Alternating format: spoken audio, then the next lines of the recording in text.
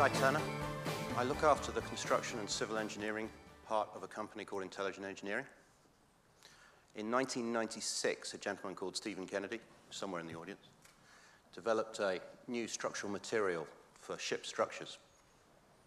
Ship structures used to be made out of iron and before then wood, now steel. Stephen put together a different way of doing it. In doing so, he opened an opportunity in the whole market for change. Not just how the structure behaves, but how the structure is built, how people use those structures. But with structural change and core material change comes challenges, and everybody flips the word challenges into risk. In writing a presentation for this audience about a new technology that may be able to help you in tall buildings and in the floors and possibly in the future in some of the vertical elements, I thought it useful to step back and say, what does it take to put a new technology, core technology, into the heart of structures and drive change in that industry? It's not just about the technology, it's about what we do as suppliers and what you do as an industry to absorb new technologies to your advantage. So, I thought I'd start with something completely different. In the Victorian Age, a little vessel called Vulcan turned up in 1818, which was the first iron sailing vessel. Everything had been wood up to then.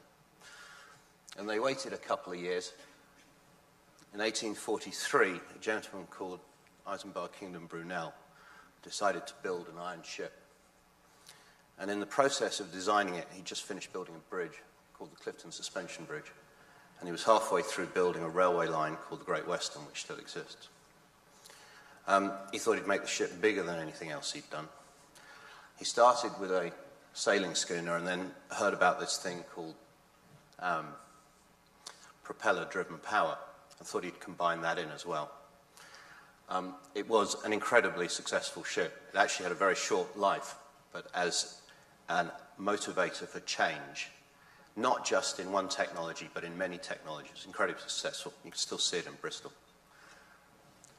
It took another 20 years for the industry to develop a set of rules to allow engineers and owners and the insurance market to have a safe way of building iron and steel ships. Another 5 years later, it was the dominant solution in the UK. So, if you introduce a new material, you introduce change. 25 years to first major use, 20 years to market adoption. It's a bit sort of long.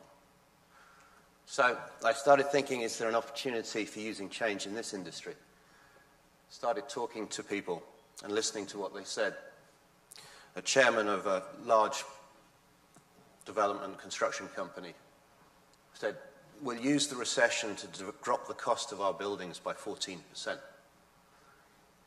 Somebody else said 25% less design time and 15% shorter build time. Build higher, build better, build safer. I'm sure you've heard all of these things with different words many, many times. Do more with less. I want to see innovation on my project. It was meant to be mine, not me. I want to be the best. I was getting on a plane to come over here last week, and the Met Office, the UK's weather centre, just announced a little study they'd finished where they've got more computing power now so they can look at the CO2 embedded below the oceans and below the tundra in Siberia. And just started to say, if we haven't sorted it out by 2022, it will be too late because there'll be carbon dioxide coming out of the tundra. Now I don't know whether that's right, but I would observe that most of those challenges require change, not just evolution along a small path. Evolution is easy. Change is hard. What we found, maritime industry and now in the construction industry, there is necessary conservatism. If you change a ship structure and it sinks, wrong. And the influence of tradition, people like to stay where they are. You're not selling to one person, you're selling to a multitude of people with completely different interests, challenges, drivers, and requirements upon them. You have to demonstrate constructability, longevity, and performance before you've done it. Always a challenge. Somebody's got to jump first. Somebody's got to invest. But evolution tends to keep us inside our current box, whereas change can release the box and suddenly several other opportunities appear which have nothing to do with the thing that caused change. So, the question we face is, can we deliver change in our small part, allow people to capture its value, but without taking an appropriate risk? And I'd like to explain what we've done to try and make that happen. I think the first thing you need is a simple, big, relevant idea. I think the supplier must then do a significant amount of very diligent development. And then the industry, if it's going to pick it up, has to engage. It has to engage proactively, and it has to engage with a different mindset to what it's doing on a day-to-day basis. And people do it. So, a simple big idea. Here's one. Stephen Kennedy, SPS, stands for Sandwich Plate System. It's a structural composite comprised of 2 metal plates and a polyurethane core. In ships, it replaces those stiffeners. Every ship you've ever been on, you've all been on ferries, you see these. With SPS, you don't see them. Their details, their complexity, they add to the cost of fabricating the ship. Through life, they add to its fatigue and require ships to be painted every 5 years to keep them under control. They're eliminated. We offer the same sort of solution to a concrete structure, an alternative, in this case, to concrete floors. In construction, what can it do? What potential does this material offer? Lightweight, fast erection, off-site, and, as hopefully we're about to prove in some venues in the UK, the ability to use it, demount it, unbolt it, use the structure that it was attached to, move it to a different site, and reuse that structure and our product in a new venue. Both permanent, just permanent for short periods of time. So when we started looking at how we could use this material for floors, we started to say, could we aspire to goals like this? Improved returns, shorter programs, lighter structures, less risk, less complexity with the weather, less complexity on site. Could we get a 10 to 20% saving if you look at the whole project? In other words, you start using the money, you finish making money. Could we achieve something like that? Well, unfortunately, you start all the way back, diligent development. And diligent development has got nothing to do with a floor product. If you're going to put a new material into an industry, whatever industry it is, you start with the material. We have to understand what the material does. Just the material itself, the whole concept, the polyurethane in the middle. We have the advantage of working with BASF, it's the largest chemical company in the world, and they've been incredibly supportive. Once you've worked out what the material does, you defined exactly what it wants, and you found a material that does exactly what you want, which in this case is hold the 2 metal plates together, do it over a wide temperature range, and allow it to be producible. You then start to work out what the composite does. I think Stephen's at the number of about 2,000 bond tests or bond test programs, and about 14,000 tests overall. In everything from bond to in-plane and out-of-plane buckling, to fire, to dynamics, and to more specific tests such as high energy impact. This would be one, probably too low. US Navy at Carderock decided they wanted to find out what happens if you blow it up. The panel on the left is a 1/2-inch steel plate exposed to an explosion force equivalent to that which damaged the coal in Yemen. As is typical with the Navy, especially when you're English or Canadian, they're not going to let you know anything. So all they said is, please supply us a plate that weighs the same and is 50 inches in diameter. If you ever need to create a hemispherical steel plate, this is an extremely good way to do it. It's very expensive and you need a blast lab, but it was a beautiful curved steel plate. Same force, significant resistance, and significant increased capacity for ships across the piece. And then you fire bullets at it. Another way of being responsible in your development is to do it somewhere else first. We thought we'd start with ships. So in 1998, we put our first prototype bulkheads on there. after spending many, many years working with the regulators to prove that the technology did what it said on the tin and to allow them to let it on board ships. In 1993, we did our first ferry. 2002, we did our first major ferry, that one. That was one of its decks. We did 2 sister ships. We were looking through the numbers earlier today. It's had 1.5 million trucks go across it. It works. We went into operating into large bulk carriers. That's about the size of the largest supertanker you can find. We went into oil rigs and oil platforms and reinforcing helidecks at sea. As the industry got more comfortable, A, it started picking up the volume, and B, it started throwing us at ships that are extremely sensitive, and the profile of the durability, longevity, and the performance of the project went up, including this, which is a project to strengthen the side of an oil tanker or an FPSO as an alternative to double hulling. This is to resist the impact of a ship hitting a ship. You also get the opportunity to play fun and games. So anybody asleep at the back, if the volume's on, you're building in Dubai, you have to put rocks in the sea. You do it by pushing them up into ships. That's what happens to decks. So if you're going to use a technology, they ask you to test it. We dropped 20 of those rocks from 3 meters. Once we finished doing that, and it passed the test, they said, could we drop 2.5 tons just to find out whether it still works? That was the dent for a 2.5 ton rock dropped from 3 meters. You continue to prove in other markets that a technology works. Next, we did it on bridges, pedestrian bridge decks, redecked in just 4 hours from 1 o'clock in the morning to 5 o'clock in the morning across the major highway that goes from the north to south of England, by having prefabricated panels where the coatings were available to be put on immediately. We then moved on to replacing highway bridges in 6 lifts, replacing a whole highway bridge. This is unheard of, with the beams already attached to the steel decks, no concrete, all finished in the factory. One option is to have the white lines already on them. We're now working on a project to re-deck, re-strengthen the deck of a suspension bridge in Asia, but leaving the whole structure there, using the steel deck that exists as one side of the composite, building the composite on the deck, leaving the bridge, which is a major arterial route, fully open while we do it.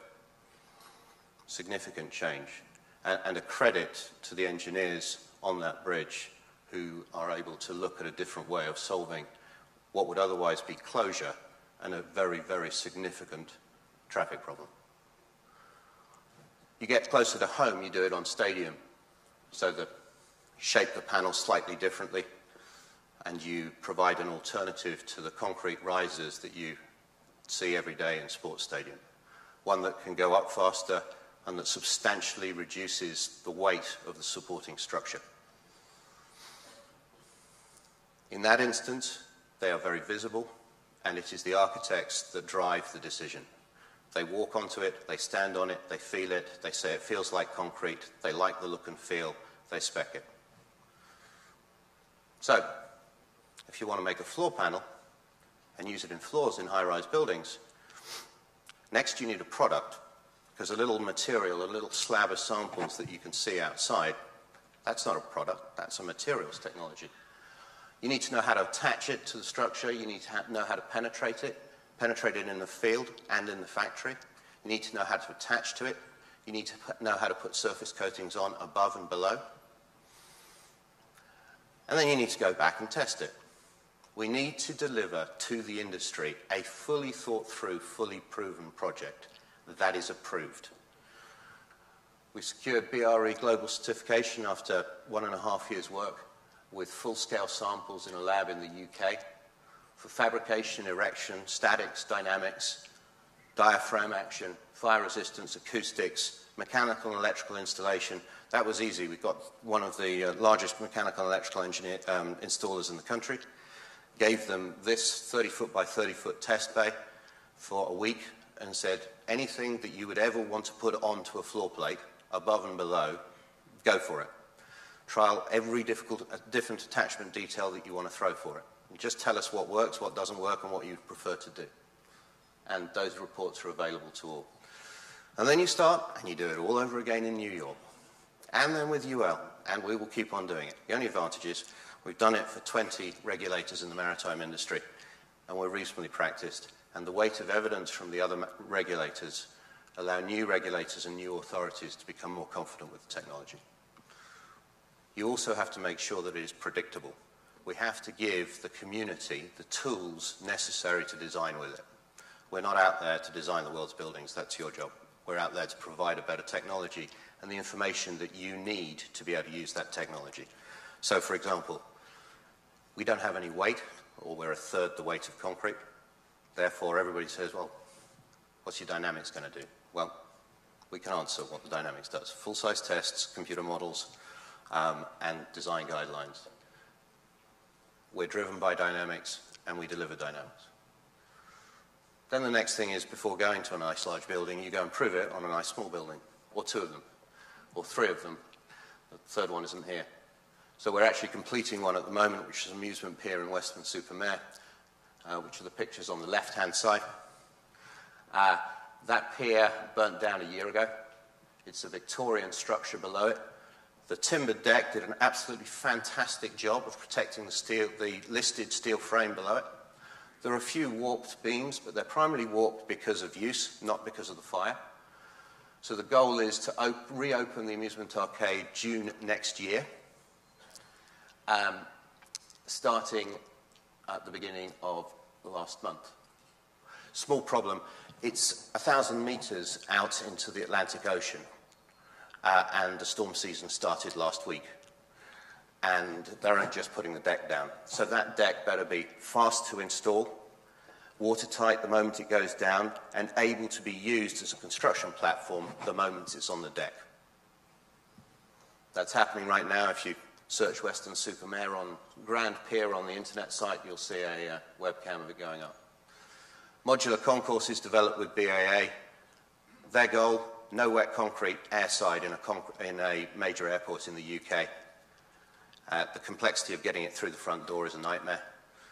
Could they build a building for their new piers for the redevelopment of Heathrow that had no concrete, dropped out as many trades as possible, simplified the build, and shaved off the time? They did it by having modular components the whole way through, and that's the mock-up that went up. Those are the floors, and a very successful project. So, after all of that, we have a product that requires the industry, if it wishes to use it, to fully understand its holistic benefit. We can tell you right now how much it weighs. But that's not the point. We can tell you that it's prefabricated, but that's not the point. It's if you take a building you've just done and think what you could have done with something that is 65% lighter than concrete and fully prefabricated, and you're sitting downtown in some difficult-to-get-to site with no storage capacity, what could you have done? Yes, you could have built a lighter structure.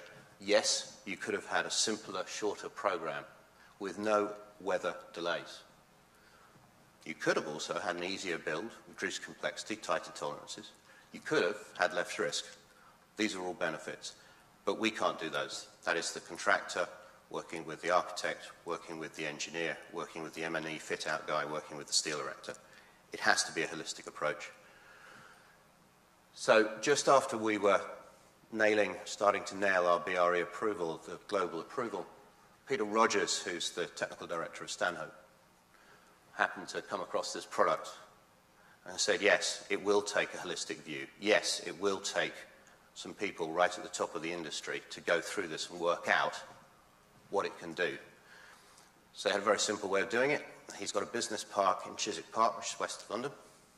He's already built 6 buildings there. He knows exactly what it takes to build those buildings. He's building the next one, which is rather similar but taller. At the moment, a tenant is in place. So he said the team that had just done the 6 other buildings you know the names. Redesign, tell me what the effect is. If the effect is positive, we'll use it. We're using it. Similar time, we asked Arab to have a look with Gardner and Theobald at a generic 44-story building to try and get a grasp on what could be done with this technology. 44 floors, classic steel, square frame, concrete core, 9x9 grid. Very simple, very generic. The outcome was 37% lighter overall structure, 3.7% shorter building, 14% faster to build, 100-week program, 22 weeks earlier start of fit-out. I got to the end of it, writing the report, and I won't name him, but somebody reasonably senior in Arab said, and yes, you've got an extra floor out of that. Big prizes in height-restricted locations such as London and New York. Then with Arabin out of New York, we started looking at this building with Benjamin Romano in Mexico, just to see the effect that SPS might have on a building like this. It's a 57-story building planned for Mexico City. Test piles are finished. There are no columns. There's a diagrid on the outside. There's 2 shear walls, leaving a triangular finish on the facade, overlooking the main central park of Mexico City. The outcome was 25% lighter floor trusses, lighter and thinner shear walls, concrete shear walls, fewer piles, and a 15% faster build. So the potential is there. I'm sure it's there from many, many other innovations that are coming down the line. Our comments would be that there are many industries out there coming down the line towards you.